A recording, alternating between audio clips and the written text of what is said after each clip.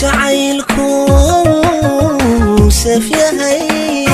شنت لا إلمي يوم زيتنا برا بيركي. السلام عليكم ورحمة الله وبركاته. waxaan nagala socotaan janaalka Mareewilo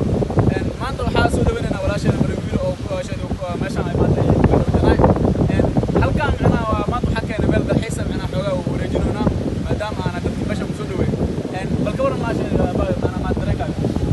faraxsanahay maasha Allah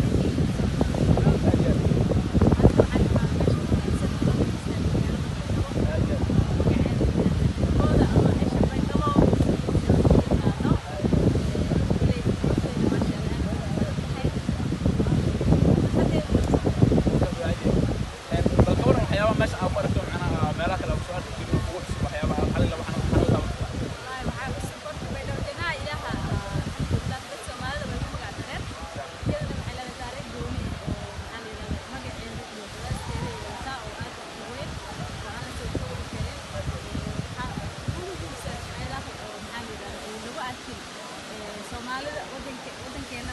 magaalooyinka kale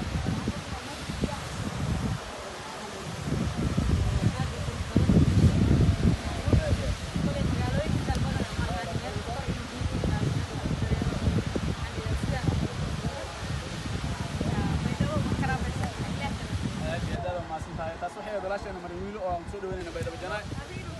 maxaa kale aan horta meeshan bariyaha macnaha waxa ka joogi lahaa waxa la roob barwaaqada dhan alla ka imaatay 9 macnaha roob maanta oo soo baxay